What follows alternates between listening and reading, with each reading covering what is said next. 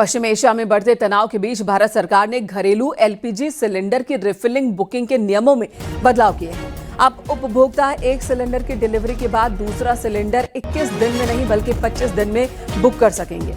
सरकार का कहना है कि ये फैसला गैस की जमाखोरी रोकने और सभी उपभोक्ताओं को बराबर सप्लाई सुनिश्चित करने के लिए लिया गया है।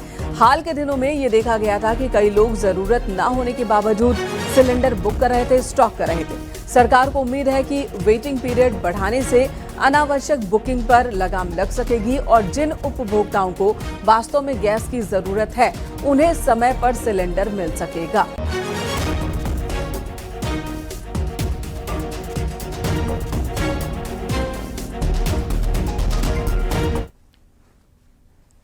युद्ध के बीच ऐसा लगने लगा है कि तेल के लिए विश्व युद्ध हो जाएगा, क्योंकि ईरान पर अमेरिका और इजरायल के हमले के बाद पश्चिम एशिया जल रहा है। साथ ही जल रहे हैं पश्चिम एशिया के देश, जिसकी वजह से तेल की कीमतें चढ़नी शुरू हो चुकी हैं।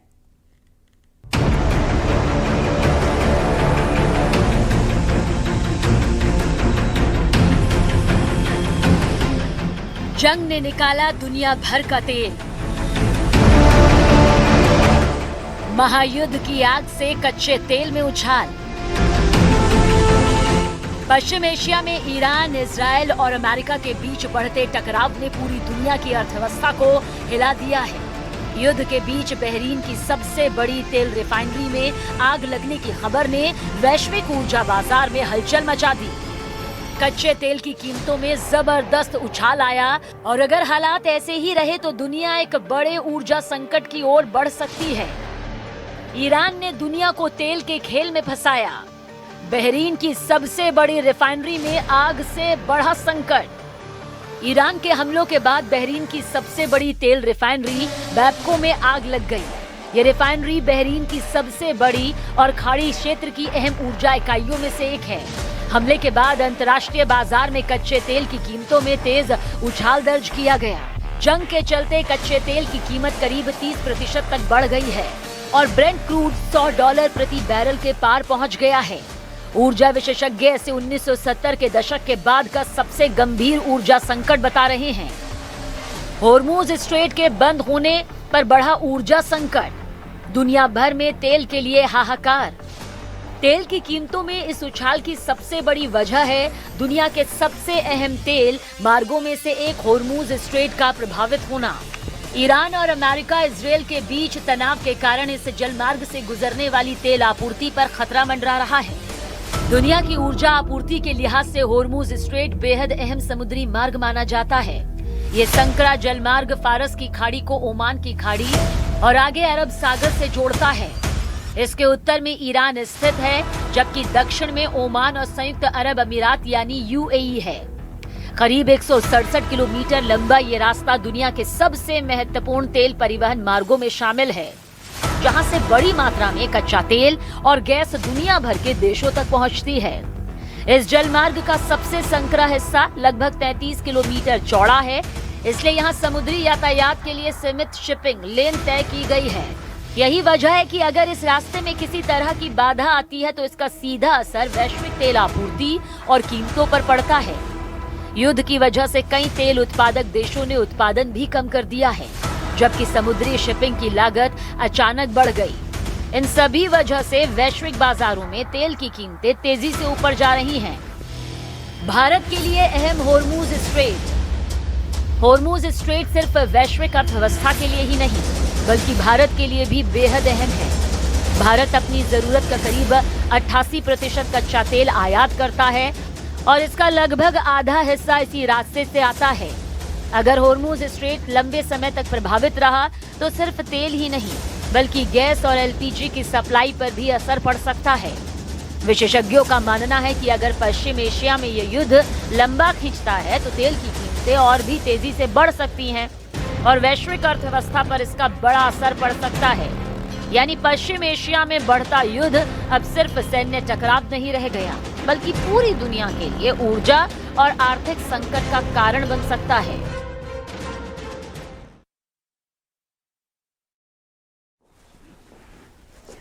क्या ईरान पर हमला सिर्फ परमाणु खतरे को खत्म करने के लिए किया गया या इसके पीछे तेल की वैश्विक राजनीति का बड़ा खेल छिपा है?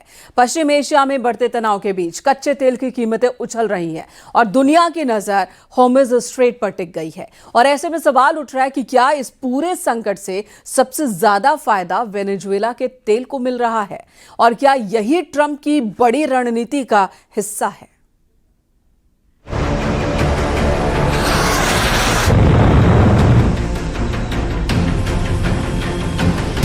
क्या मिडिल ईस्ट में तेल के लिए हुआ सारा खेल? क्या वेनेजुएला के तेल को दुनिया भर में चलाना चाहते हैं ट्रंप? अमेरिका और इजराइल ने 28 फरवरी को ईरान पर हमले की वजह न्यूक्लियर खतरा और अयतुल्ला खामनेई की सत्ता को बताया। लेकिन विशेषज्ञ मानते हैं कि इस संघर्ष का एक बड़ा पहलू वैश्विक तेल बाजार से भी जुड़ा हुआ हो सकता है। ईरान संकट के बाद कच्चे तेल की कीमतों में जबरदस्त उछाल आया है। अंतर्राष्ट्रीय बाजार में तेल के दाम $100 प्रति बैरल तक पहुंच गए हैं। इसकी बड़ी वजह होर्मुज़ स्ट्रेट से गुजरने वाली तेल आपूर्ति पर मंडराता खतरा है। अगर संघर्ष लंबा खींचा तो फिर न सिर्फ ईरान बल्कि सऊदी अरब, इराक और यूएई जैसे प्रमुख तेल निर्यातकों की सप्लाई भी प्रभावित हो सकती है। But the attack on Venezuela and what they are doing there afterwards, and the attack on Iran has an impact on oil prices immediately, of course. But again, what I'm trying to say is that they have a political agenda. They want to make an impact on the whole world. And if you have a link between the two situations, probably is economically speaking, is oil. क्या Iran पर Trump के अचानक हमले के पीछे सिर्फ nuclear खतरा था या फिर इसके पीछे वैश्विक तेल राजनीति का एक बड़ा खेल छिपा था? माना जा रहा है कि पश्चिम एशिया में तनाव बढ़ा करके अमेरिका दुनिया के तेल बाजार को अपने हिसाब से मोड़ना चाहता है और उसकी इस रणनीति में वेनेजुएला का तेल अहम भूमिका निभा सकता है। विशेषज्ञों का भी मानना है कि अमेरिका वेनेजुएला के तेल को फिर से वैश्विक बाजार में मजबूत बनाने की कोशिश कर सकता है। हाल के सालों में अमेरिका ने वेनेजुएला पर लगे तेल प्रतिबंधों में सीमित ढील भी दी है, जिससे कुछ कंपनियों को वहां उत्पादन की अनुमति भी मिली है। ईरान पर हमले की टाइमिंग भी कई सवाल खड़े करती है। जनवरी में ही अमेरिका ने क्षेत्र में अपने युद्धपोतों की तैनाती बढ़ा दी थी और इसके बाद तनाव लगातार बढ़ता चला जा रहा था। इसी बीच अमेरिका में वेनेजुएला से कच्चे तेल का आयात भी बढ़कर के 1 साल के उच्चतम स्तर पर पहुंच गया है। विशेषज्ञों का मानना है कि अगर पश्चिम एशिया में अस्थिरता बढ़ती है और होर्मुज़ स्ट्रेट से तेल सप्लाई प्रभावित होती है तो वेनेजुएला जैसे वैकल्पिक स्रोतों की मांग तेज हो सकती है।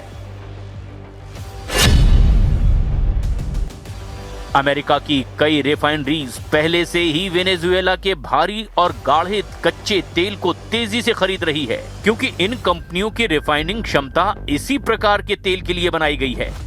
अमेरिका रोजाना करीब 41 लाख बैरल तेल नीदरलैंड्स, दक्षिण कोरिया और भारत जैसे देशों को निर्यात कर रहा है। ऐसे में अगर ईरान के साथ युद्ध लंबा चलता है और होर्मुज़ स्ट्रेट से तेल सप्लाई प्रभावित होती है तो दुनिया को दूसरे तेल स्रोतों की जरूरत पड़ेगी। ऐसी स्थिति में वेनेजुएला के तेल की मांग अमेरिका और भारत जैसे देशों में बढ़ सकती है।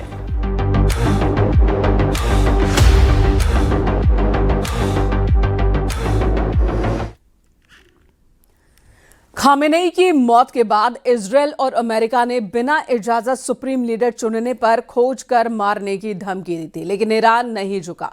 अमेरिका और इजरायल की धमकी से नहीं डरा और रातों रात अयातुल्ला अली खामेनेई के बेटे मुजत्तबा खामेनेई को ईरान का नया सुप्रीम लीडर बना दिया गया।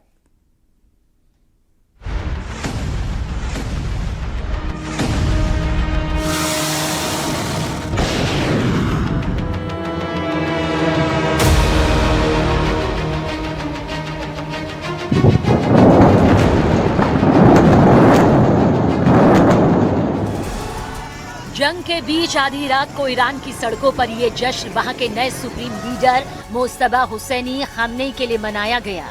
तेहरान की सड़कों पर रात में भीड़ जुटी लोगों ने नारे लगाए, हाथों में ईरान के झंडे लहराए।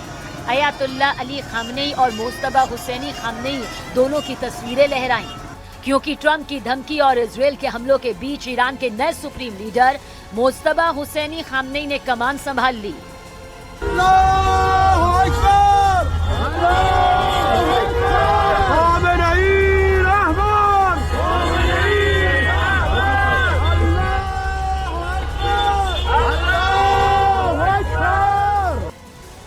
मुस्तबा हुसैनी खामनेई के कमान संभालते ही तेहरान में उनके समर्थकों ने रैलियां भी की, जिसमें उन्होंने मुस्तबा के लिए अपना समर्थन दिखाया।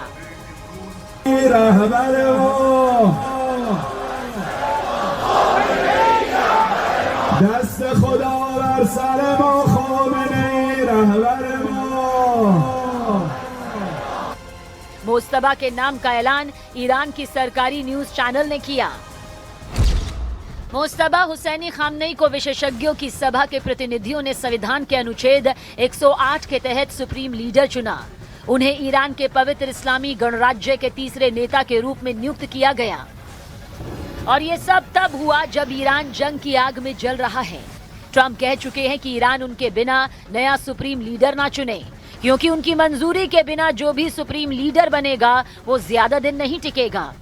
इजराइल ने भी धमकी दी कि मुस्तबा हुसैनी खामनेई का हाल भी अयातुल्ला अली खामनेई जैसा होगा, लेकिन ईरान नहीं माना, जिद नहीं छोड़ी, रातों रात मुस्तबा को कमान सौंप दी। ईरान के विदेश मंत्री सैयद अब्बास अरागची ने भी सोशल मीडिया पर मुस्तबा को बधाई दी। लिखा कि मुस्तबा हुसैनी खामनेई को ईरान का सुप्रीम लीडर बनने की बधाई। मतलब ईरान ने घुटने नहीं टेके, उल्टा उसने ऐसा कदम उठाया जिससे ट्रंप का गुस्सा और बढ़ सकता है। Mojtaba Hosseini Khamenei Ayatollah Ali Khamenei के दूसरे बेटे हैं। मुस्तबा का जन्म 1969 में ईरान के मशहद शहर में हुआ था।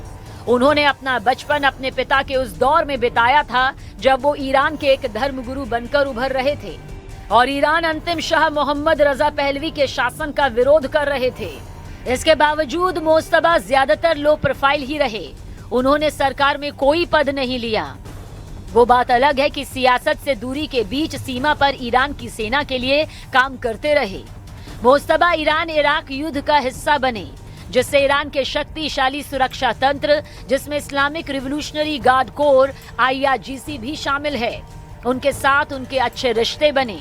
मुस्तबा के सुप्रीम लीडर बनने के बाद उन दिनों की तस्वीरें भी वायरल हुई, जिनमें मुस्तबा सैनिकों के बीच सेना की वर्दी में नजर आए। यानी सियासत से दूर रहने वाले ईरान के नए सुप्रीम लीडर ने ऐसे समय में कमान संभाली जब हाहाकार मचा हुआ है। अमेरिका और इजराइल गिद्ध की तरह उन्हें नोचने के लिए बैठे हैं, लेकिन ईरान न झुकने के लिए तैयार है न रुकने के लिए। उल्टा मुस्तबा की सत्ता में एंट्री करवाकर उसने नया दांव चल दिया है।